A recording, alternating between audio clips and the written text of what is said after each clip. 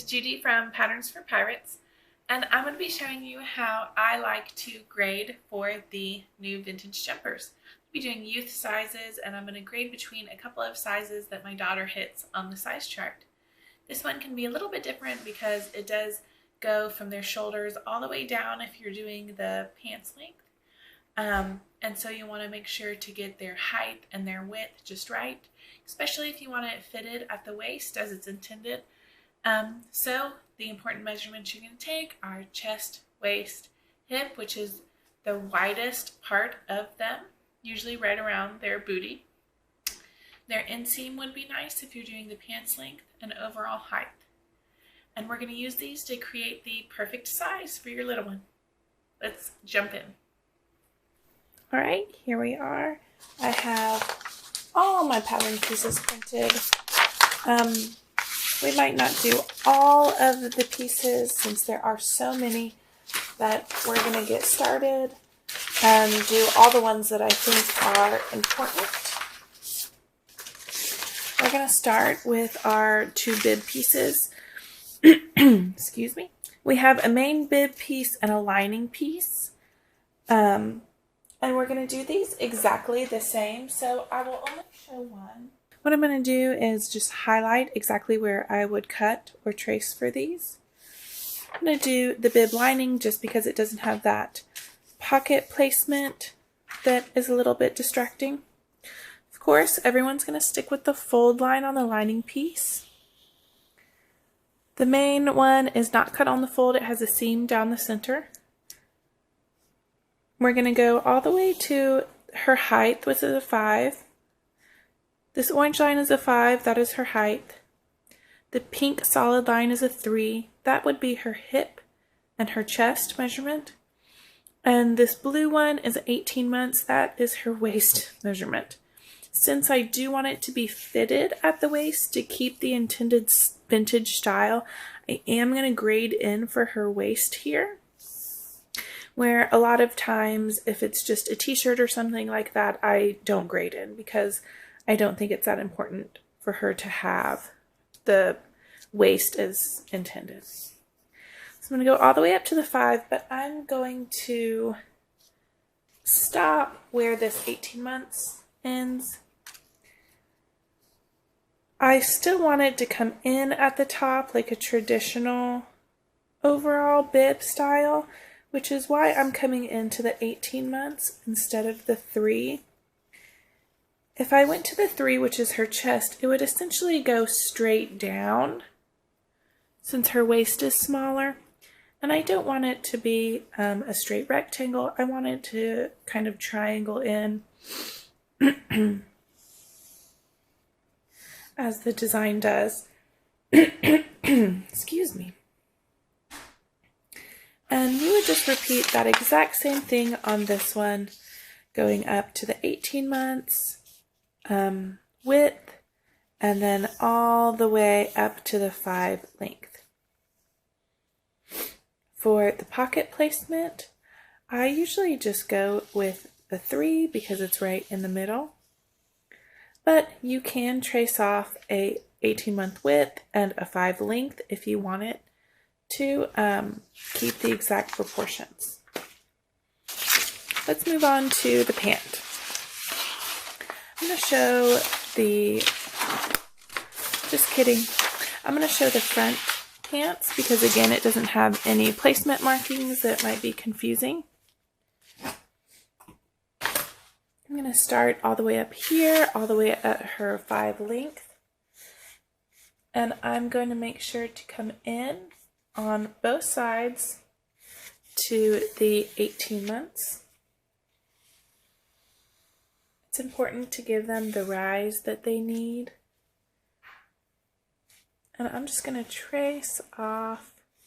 I'm going to grade between these now. She has a 3 booty, so she needs all the way to this 3 booty.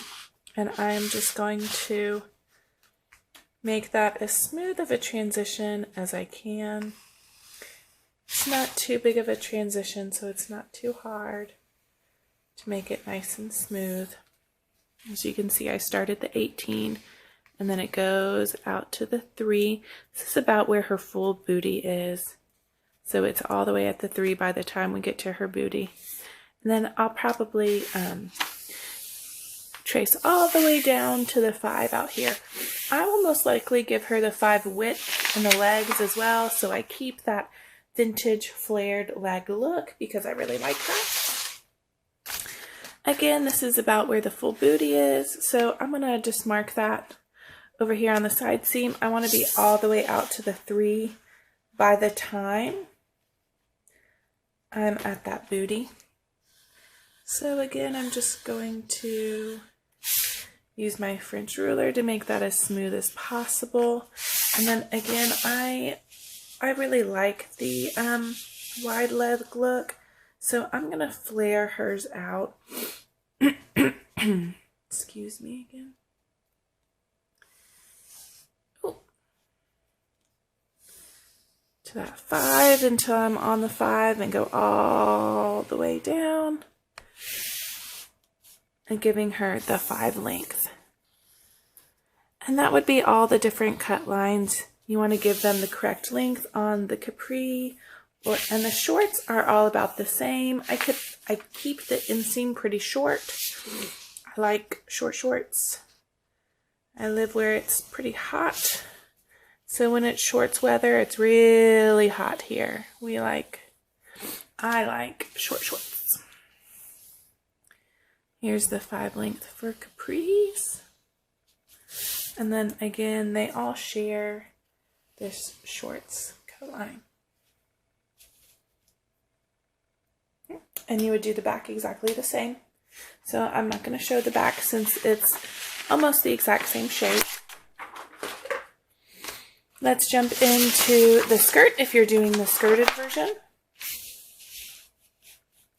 There's more than one way you can do this skirt. It's a quarter circle skirt.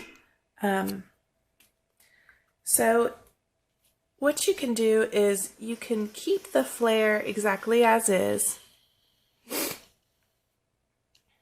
or you can trace out to where it's going to be the wider flare. And it really doesn't matter. It's just whatever you prefer. What I'm going to do is I'm going to come here and use my straight ruler to come up to this 18 months because I want the taller 5 length. And then I could flare out to the 3, or I could flare out all the way to the 5 if I want it more flared. Since she's already, since I'm already grading quite a few sizes, I'm only going to flare out to the 3. And what I'm going to do is I'm going to put my ruler at the very top and then at the very bottom of where I want it. And that's going to be my new line.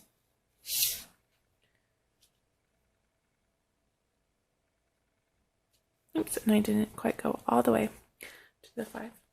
So what I was saying is you can flare it all the way out to this 5 if you want it as well.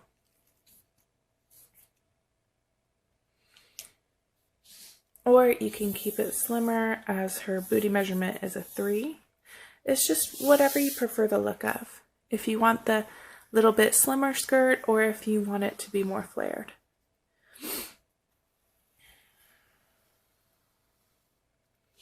There we go.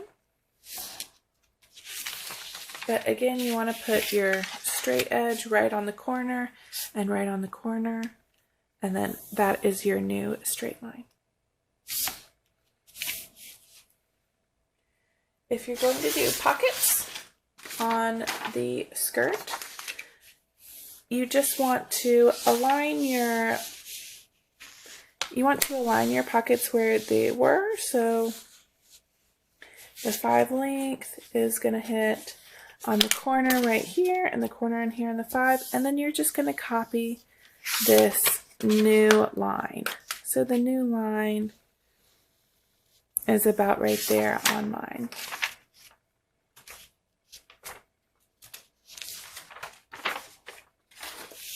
And it's almost easier just to cut the bigger pocket, lay it on top, and trim off the extra.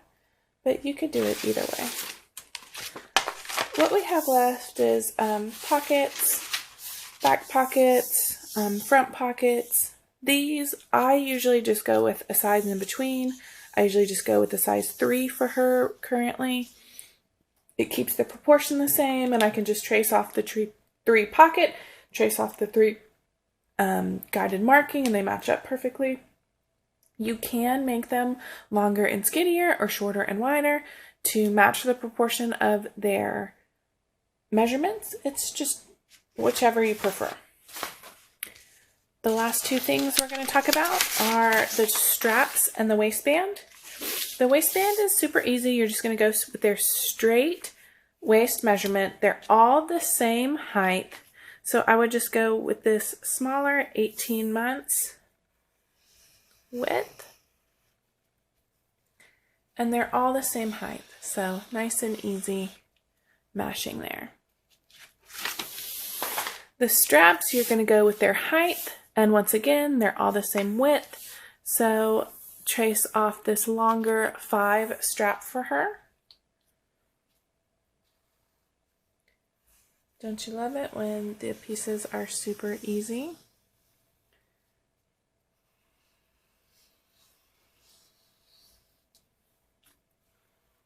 There we go.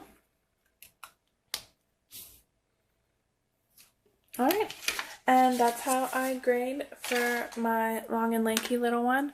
You can use this method to have a shorter height than drafted or taller like I did.